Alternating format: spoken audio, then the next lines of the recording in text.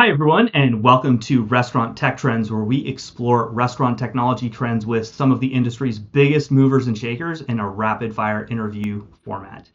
Today, I am elated to be joined by Wade Allen, who is the president of Costa Vida Fresh Mexican Grill.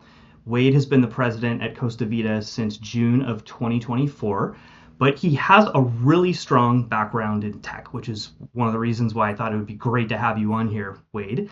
Prior to serving as president, he previously led IT, he led off-prem and analytics at Costa Vida, and then prior to that, he spent 9 years at Brinker, where he was the chief digital officer and also headed off-premise there as well. Wade, I know you as a huge supporter of startups in the restaurant tech ecosystem. That's actually how we met. And I'm really grateful for your willingness to spend a few minutes here with me Yeah. today. Thanks, man. Welcome. I'm super pumped, Justin. It's always good to connect, and I know we're friends outside of everyday kind of work-related stuff. So I'm just pumped to be on the show. Well, let's start off with some current events. We've had a couple big announcements this week. Probably the biggest announcement that we heard in the restaurant tech world was the DoorDash acquisitions of both Deliveroo and Seven Rooms.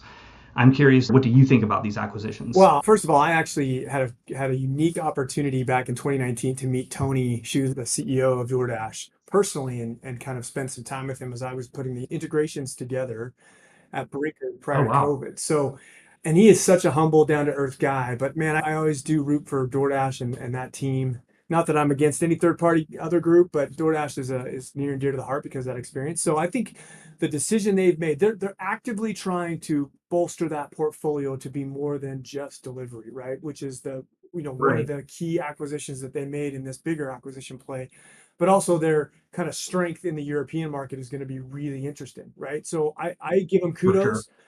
I heard, and I can't remember, it was like some outrageous number that the total purchase was. I can't remember what it was. It was like, I don't want to say too many. I think it was 3.9 Yeah, I billion. was gonna say 4 Yeah. billion or something. So Yeah. wow, kudos to them. I think it's going to be a game changer. I think DoorDash is a force to play with. I think they're going to continue to strengthen their portfolio to be other business related aspects that kind of center around restaurants. So, they're not going away anytime soon. Yeah, for sure. I'm going to ask you a little bit later about some of the tensions between third-party delivery and first-party online ordering. So we'll get there in Yeah. just a minute. But before we do, I'd like to hear just more generally. You've been president at Costa Vida since June of 2024. I'd love to learn, what have you learned since you started as president? What are some of the things that you're most excited about, and what are some of your top plans for the brand in 2025, moving into 2026? So I think what I've learned in the last year is I didn't know as much as I thought I did. That's what I'll say. President role is a different, unique animal. I love it. I love the pace of it and the speed of it. But I didn't know as much as I thought I did, specifically around some of the I'll say softer metrics and softer things related to being a president, right? When it came to metrics and business and strategy and kind of driving traffic and sales, I knew that in spades. I'd come from that world. Even tech stacks and understanding the importance of the finance aspect of the business felt very comfortable. It's the personnel side, it's the culture side, it's these other things that I'm being shaped and I'm learning. So that was a big transition for me, and I'm still on that journey. Super hip on a book called Trust and Inspire by Covey, and I'm implementing that culture here in my restaurants and in my support center. And I really believe in becoming a trusted, inspired leader. So if you want to know more, let me know. I'm happy to share the book with you, but it's been a great journey so far. I think for our business, some of the key things that I'm hyper focused on is I want to take Costa to be $1 billion brand. I think a lot Hmm. of people don't know Costa outside of the Western US. And for me, it's about an opportunity of unleash this amazing food that is scratch, that competes head to head, in my opinion, with nobody. It's so much above some of the other concepts out there.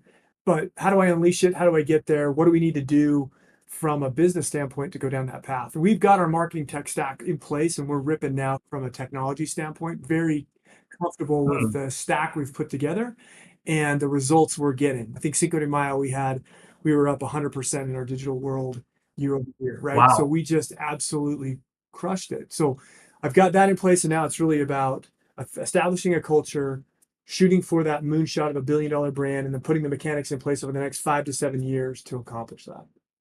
Well, I think you're definitely doing something right from the cultural perspective. Not only I think you had Stephen Yeah, Covey in yeah, or something as a yeah. leadership Just recently, speaker. Yeah, that's absolutely. awesome. But also, I saw you the team just went to Puerto Vallarta in Mexico, which is Yeah, crazy. we So did. that's awesome, awesome Yeah, culture. that's one way to win it. Take them to Mexico on an all-exclusive vacation. So that's a good way to do it. Exactly, exactly. It's a good way to make Yeah. friends. Well, you talked a little bit about having your Martech stack completely in place. You're like ripping on technology, and that I think is a good transition into my next question, which is you have a background in technology, both from your previous time at Costa Vida, but also from the time that you spent at Brinker.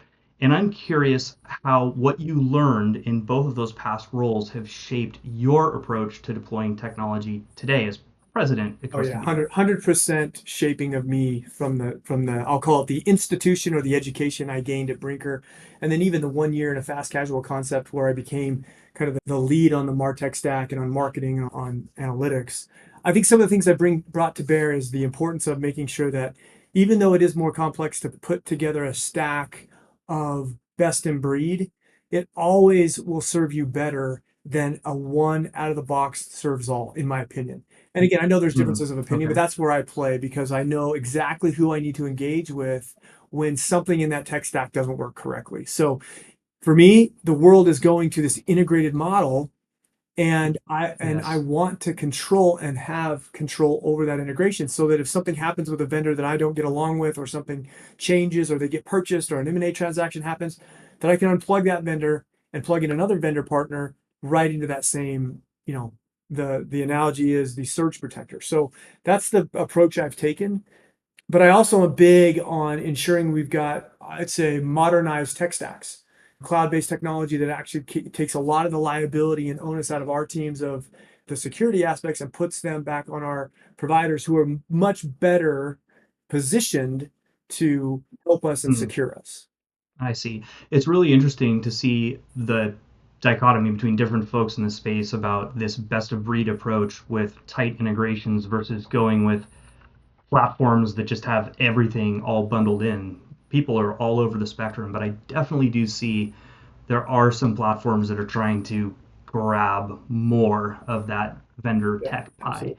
And that brings me to my next question, actually, which is, are there any particular, technology investments that Costa Vida's made that you're particularly proud of or excited about, over the, let's just say like over the Yeah. last year?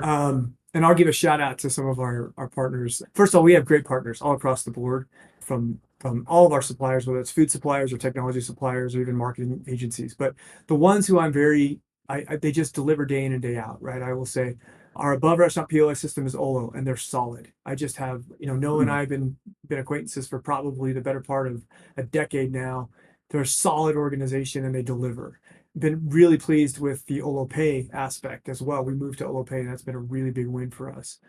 Toast is very solid in our restaurants from our in-restaurant POS. I'm very pleased with Toast. We've been a part of their world for a long time here at Costa Vida, and they have done a phenomenal job, and I continue to get great results from them. Um, I've recently been crushing on Sparkfly. I think they do a great job. We took a risk a little bit on them and brought them in from a loyalty provider, and they've done a great job of delivering for us. And it's part of the reasons our technology is doing so well in that tech stack. Braze is a great partner in that tech stack. I'm very pleased with them.